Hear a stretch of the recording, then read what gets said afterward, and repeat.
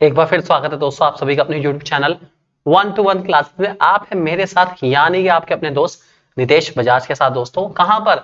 आपके अपने YouTube channel 1-to-1 classes में। दोस्तों ऑलरेडी हम लोग बहुत सारे एमसीक्यू क्वेश्चन की प्रैक्टिस कर रहे हैं दोस्तों, मजा आ रहा है, पूरा तैयारी चल रही है यूपी टीजीटी कॉमर्स के लिए, यूपी पीजीटी कॉमर्स के लिए, CUET, accountancy, business studies, economics, हर पेपर की तैयारी कर रहे हैं लाजवाब तरीके से। मजा ही आ रहा है पूरी तैयारी करने में। आज के एक वीडियो लेकर हम आपके बीच में आ गए।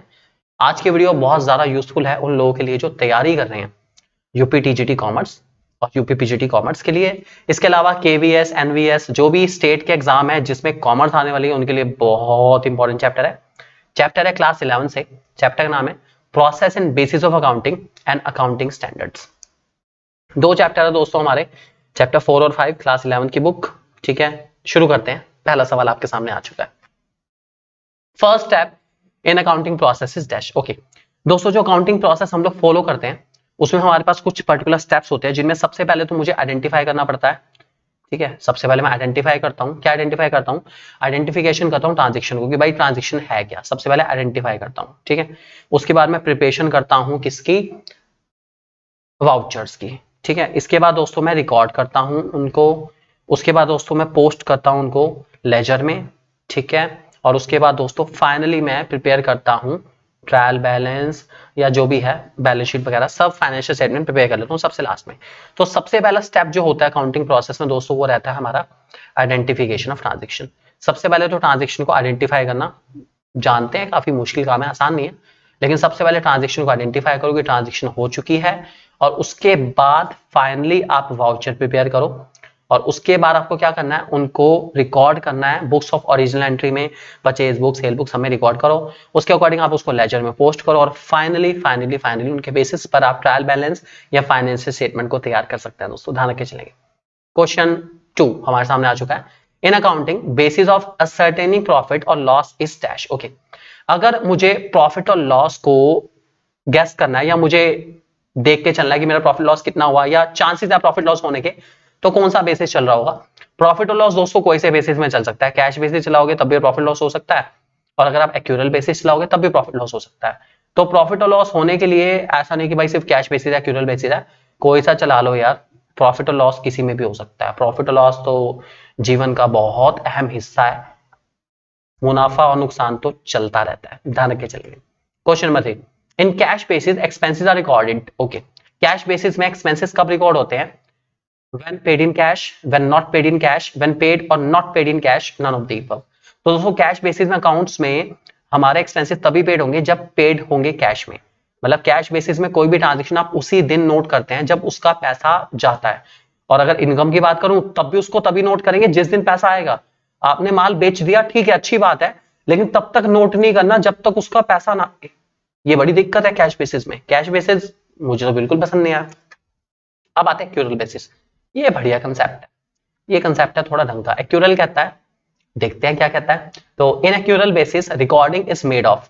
देखिए एक्यूरल में रिकॉर्डिंग कब होती है? सिर्फ कैश ट्रांजेक्शन की, या सिर्फ क्रेडिट ट्रांजेक्शन की, या कैश और क्रेडिट दोनों की, या कोई भी नहीं। तो भाई इसमें होती है कैश और क्रेडिट दोनों की। मतलब आपने नगद खरीदा, उधार खरीदा, आपने नगद बेचा, उधार बेचा, जब भी आपने कुछ भी करा है कैश बेस पर या क्रेडिट बेसिस पर, नोट करो। नोट जरूर करके चलो यार, भूल गए तो बड़ी दिक्कत हो जाएगी। हमेशा नोट करके चलो, चाहे आपकी ट्रांजेक्शन कैश की हो या क्रेडिट की हो, नोट करना बहुत जरूरी है। तो जिस भी दिन आपकी ट्रांजेक्शन होगी आप उसको नोट करो। उसका पैसा आए, नियर बाय फ्यूचर में आए, या हो सकता है ना भी आए, लेकिन आप उसको फिलहाल नोट करके जरूर चलो। नोट करना बहुत सारा जरूरी है, ध्यान रखे चलेंगे दोस्तों।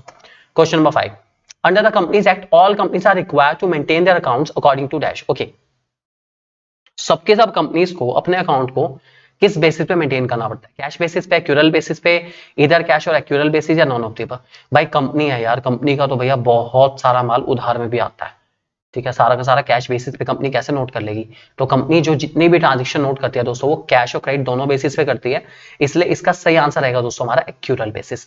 ध्यान रखे चलेंगे, क्योंकि एक्यूरल में कैश और क्रेडिट ट्रांजेक्शन दोनों इंक्लूड होती है, आपको हमेशा ध्यान रख के चलना दोस्तों। Next question number 6, accounting standards are formulated by dash. Okay, accounting standard कौन फॉर्मुलेट करता है? अगर मैं इंडिया की बात करूं, ठीक है, अगर मैं बात कर रहा हूं इंडिया की, इंडियन अकाउंटिंग स्टैंडर्ड्स की बात कर रहा हूं दोस्तों। तो इंडिया में जितने भी अकाउंटिंग स्टैंडर्ड्स हैं आपके, ठीक है, दैट इज इंडिया के जितने भी अकाउंटिंग स्टैंडर्ड है उसको बनाने की जिम्मेदारी दी गई है Institute of Chartered Accountant of India, ठीक है। Chartered accountant institute of India हमारा काफी इंपॉर्टेंट इंस्टीट्यूट है। Chartered accountant institute of India को जिम्मेदारी दी गई है इंडियन अकाउंटिंग स्टैंडर्ड्स को फॉर्मुलेट करने की, ध्यान रख के चलेंगे दोस्तों। Question number 7, accounting standards are useful, किसके लिए यूजफुल होते हैं? इन्वेस्टर के लिए, आउटसाइड पार्टी के लिए, ऑडिटर के लिए, सबके लिए। सोचिए एक बार, इन्वेस्टर अकाउंटिंग स्टैंडर्ड का क्या करेगा?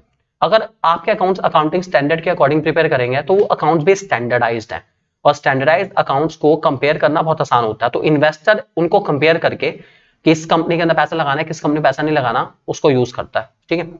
आउटसाइड पार्टी का मतलब है कि कोई बाहर वाली पार्टी है जो आपके बिजनेस में पैसा लगाना चाह रही है या आपको उधार देना चाह रही है, वो भी जरूर चेक करेगी भाई आपके अकाउंट्स कैसे हैं, ये भी ठीक है।